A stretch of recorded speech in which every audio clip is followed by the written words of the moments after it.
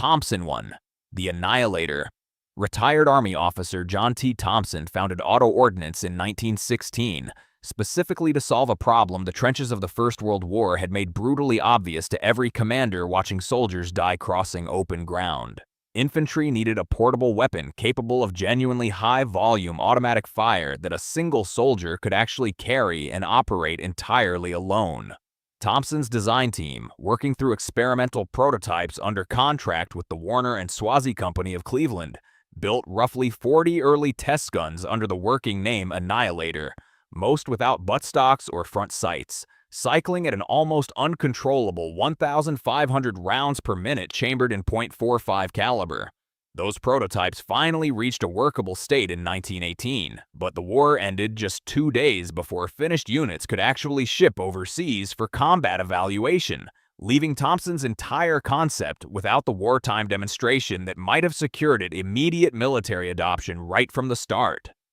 Thompson's own son, Marcellus, himself a West Point graduate and artillery officer, joined his father's company in 1919 after leaving active duty, bringing additional engineering talent to a project that suddenly needed an entirely new commercial direction now that the war it was designed for had already ended. At a 1919 Auto-Ordnance Board meeting held specifically to plan how the weapon would reach the civilian and law enforcement market instead, the company formally renamed the Annihilator the Thompson submachine gun, making it the very first firearm in history to be marketed under that exact term.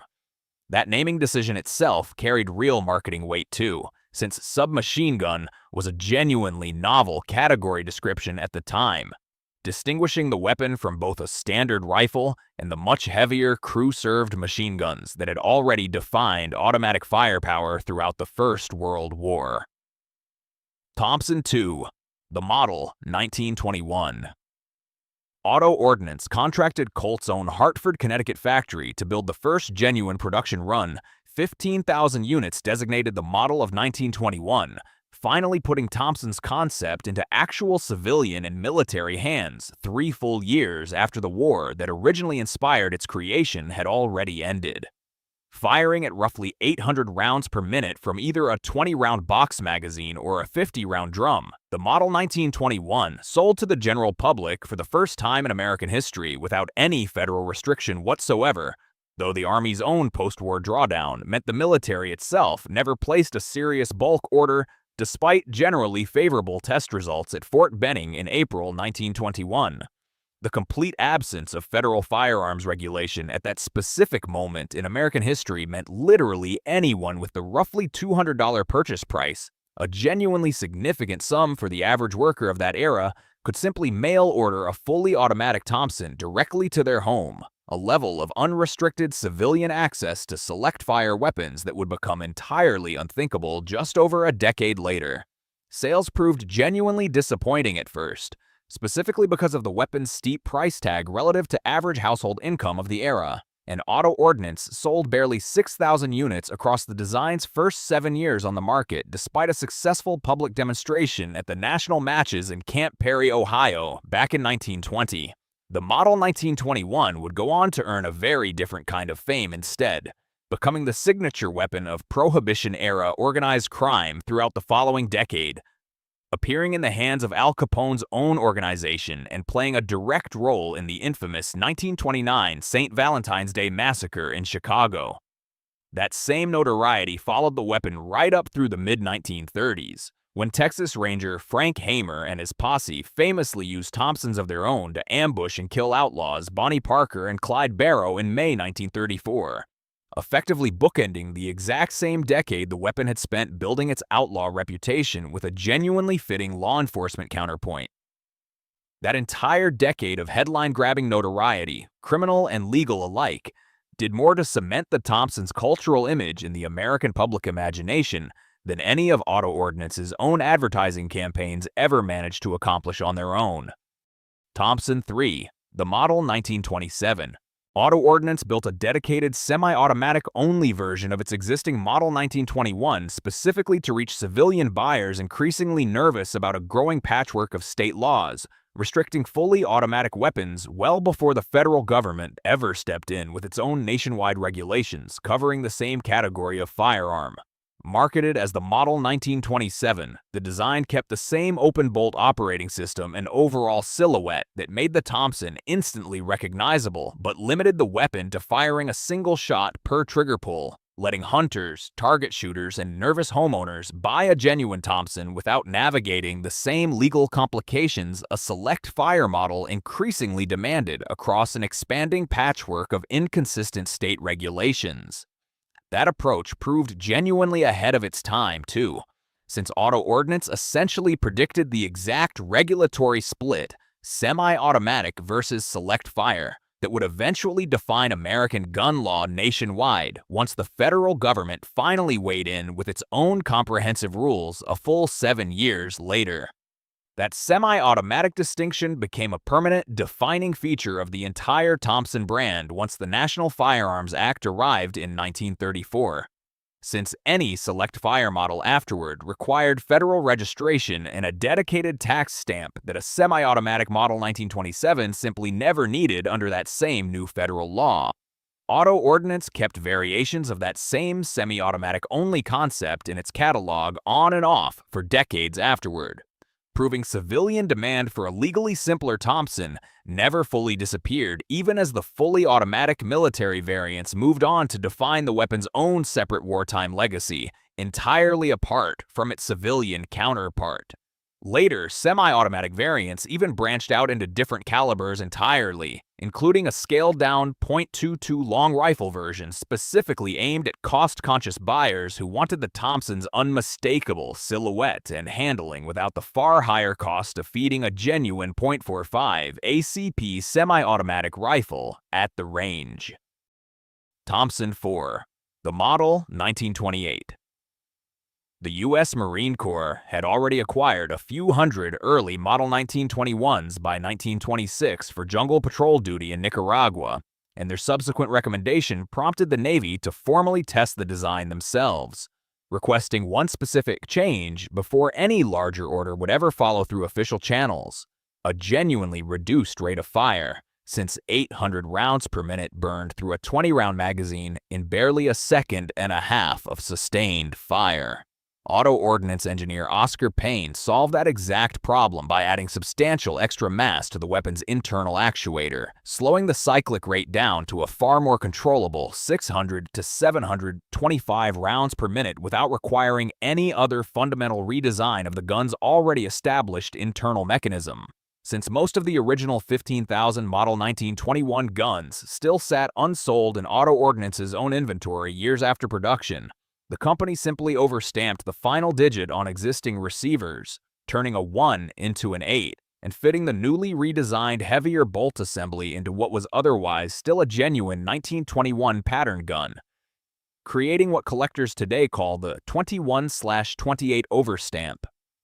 The Navy's resulting order for 500 units, small as it was, marked the Thompson's first genuine, if modest, formal adoption by any branch of the U.S. Armed Forces.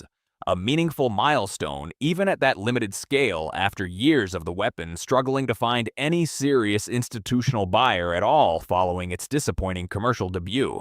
That modest Navy order proved far more significant historically than its small size might suggest, since it established the exact precedent the much larger Marine Corps and later Army contracts would eventually follow once global war made mass adoption of the platform an urgent operational necessity rather than an experimental purchase. If you've ever wondered how a company solved a rate of fire problem just by making one internal part heavier, that's the kind of elegant fix this channel keeps digging up.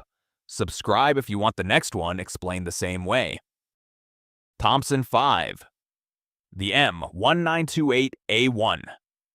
Auto-Ordnance refined the Model 1928 further into the M1A1, adding a horizontal front grip, a proper military pattern sling, and full compatibility with 20-round, 30-round, and 50-round drum magazines, depending on exactly what a given unit's specific mission actually called for that particular day.